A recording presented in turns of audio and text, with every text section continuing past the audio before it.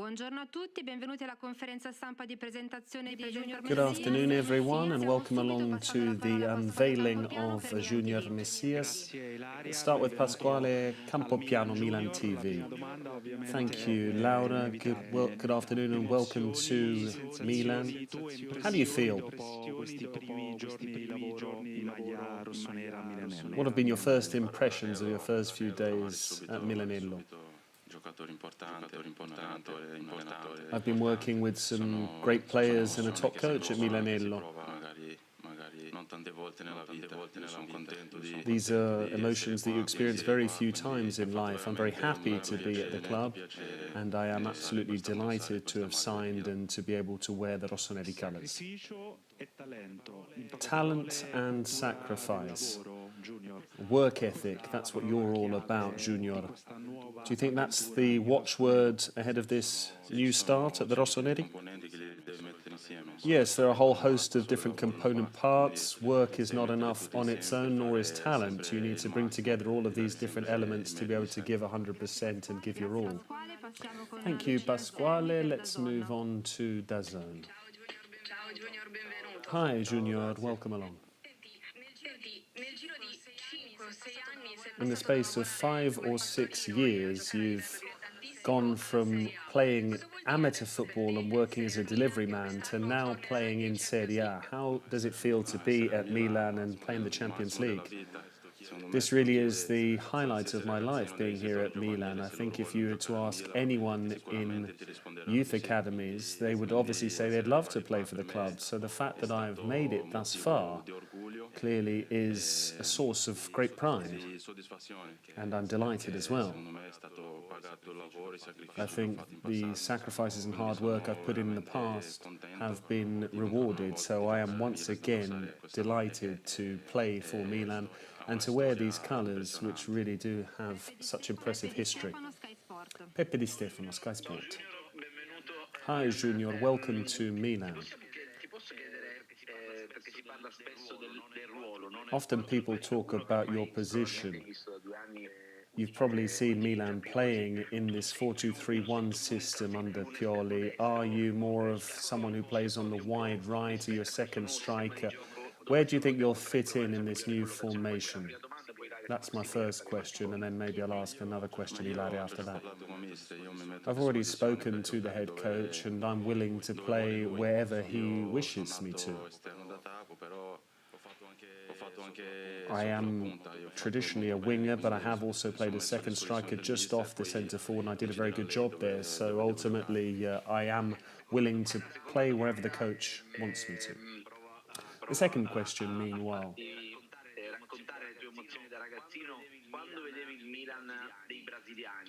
When you saw Milan with the Brazilians in that side, was there a specific player that comes to mind? Not necessarily someone you looked up to, but perhaps when you were younger, you were seeing a Brazilian wearing Milan colours? I think it's pretty hard just to name one Brazilian, because there were some top Brazilians in that Milan side, starting with Nelson Dida, then there was Cafu, there was Serginho, Kaká. They were all top players, but there weren't only Brazilians in that side, there were Italians in that team too, Gattuso, Maldini. All players that really excited me as a kid, and I think that particular Milan side was an absolute dream team with Shevchenko as well, and they really entertained me. Simone Malaguti, Mediaset. Hi, I wanted to ask you 2 questions pertaining to your story here in Italy. Did you ever come up against people being a bit distrustful or not necessarily believing in you during your time in Italy? And now the fact you're at Milan, do you think, okay, now I want to be simply remembered as scoring important goals and what I can do on the pitch, for instance? Yes, absolutely. I've now made it to Milan and I have to play as such. You will always have memories in life, but now I need to demonstrate the fact that I have signed for Milan and I'm up to performing for this great club. Stefano Cantalupo. Hi, Junior. I wanted to ask you if the fact that you're a Brazilian at Milan leaves you with a certain responsibility, a burden, because the Brazilians have done really well in the past at this club, and it's strange seeing Milan without any Brazilians as it was for the last few months. Do you feel an additional burden of responsibility? No, I don't think necessarily there is this responsibility of being Brazilian. I play football because I like the game. It doesn't matter whether you're Brazilian or not, but as you can see, Brazil has always been a top national team that frightened the rest of world football, but actually things have changed in terms of the way they set up. Things have changed a little bit in terms of all of that, so I don't necessarily feel that responsibility or that burden. I will try and give 100% and showcase everything that I'm able to do, but it's not simply because that I'm a Brazilian that I have to necessarily achieve absolutely the greatest things and overdo things. You're part of the new Milan side, and what differences are there between last season when you were at Crotone and now you're at a side with Milan? Yes, I think as of last season, Milan were already in the hunt to win the league title, but I've seen the friendlies this season, I've seen an aggressive side, a team that wants to win matches, and I think that's very important. We lost 2-0 in the first game last season, but I think Milan could have won the title last term. And this year there are some top players at the club. They've brought in some good signings, and we'll try and give it a go. Hi, Junior. Welcome to Milan. Could you talk us through a little bit the night of the negotiations? What that was like, who called you, how you actually got to being a Milan player. It was a very frenetic period, the final day of transfer deadline. No, I didn't sleep. I was waiting for the news. I think it was 2:30 or 2 in the morning when my agent actually called me, and I spoke to everyone. I spoke to the president of Crotone, I spoke to Paolo Maldini and Ricky Massara. So when the news came through, I was absolutely delighted. Antonello Gioia, Milan News. Hi, Junior. Welcome to Milan. I wanted to ask you how it feels because Milan, Lazio at San Siro, Liverpool, Milan at Anfield in the Champions League, and Juventus, Milan. Those are the first 3 games that you'll face as a Milan player. How excited are you about that? I can't wait to get out there and play for the Rossoneri colours. These are tough matches, but of course you are motivated simply by these fixtures, so I can't wait to be involved in games such as these. Daniele Longo, calciomercato.com. Hi, Junior, welcome to Milan. I wanted to ask you the following. You've had a wonderful run in football, the way you've worked your way up.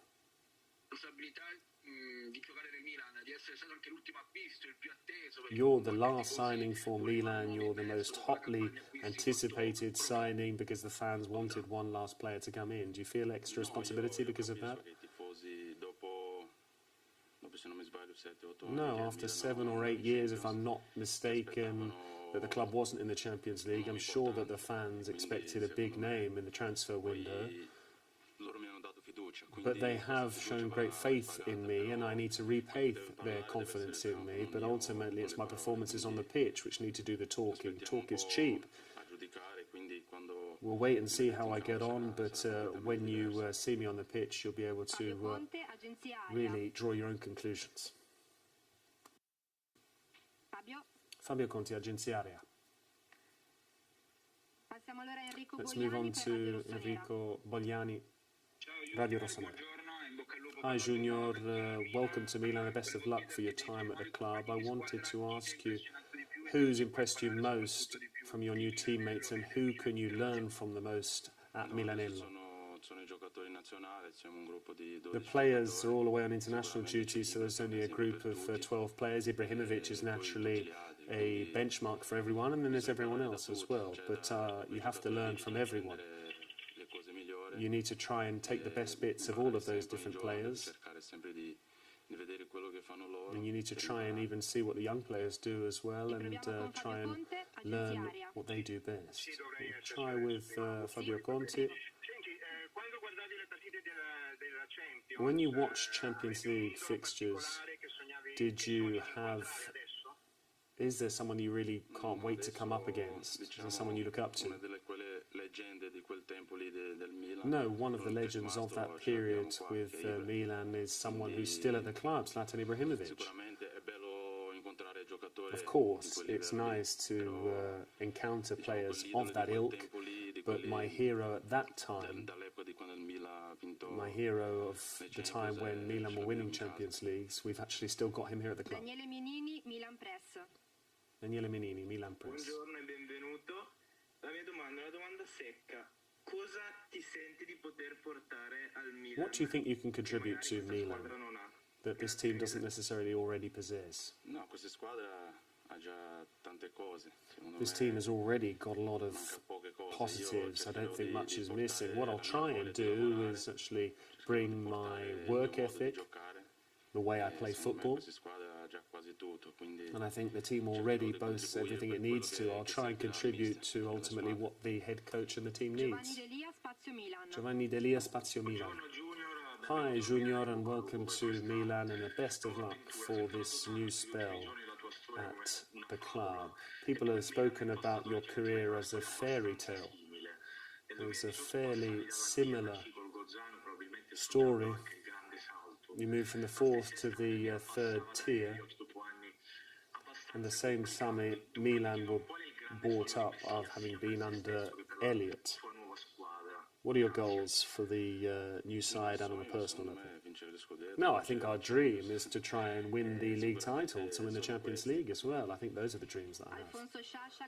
Alfonso Shasha Cartacanta. Hi, Junior. Often people talk about the fact that you've come to the elite level of the game late on in your career, but at the age of 30, is this the right time to come into a club with big expectations? Yes, I think so.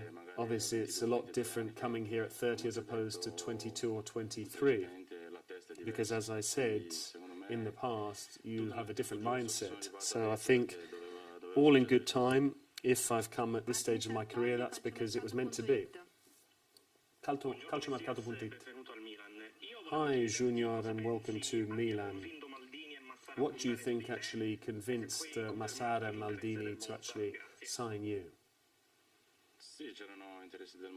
Yes, Monza were interested in me, and there are other teams as well, but once Milan are in the mix, you don't think twice.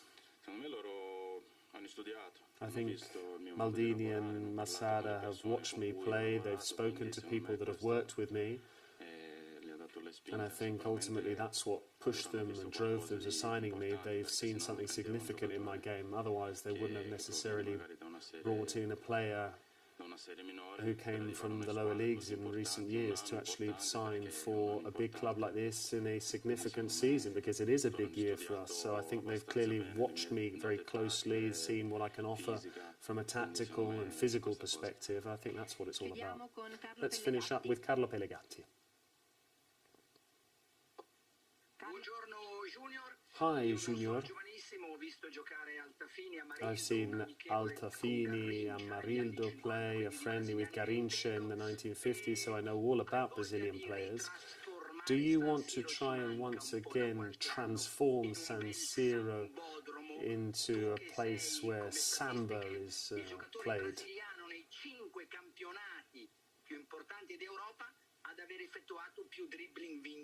You had the most successful dribble rate in the top 5 major leagues in Europe last season. Do you want to give a bit of samba flair to San Siro like we saw in the past? That's the way I play football.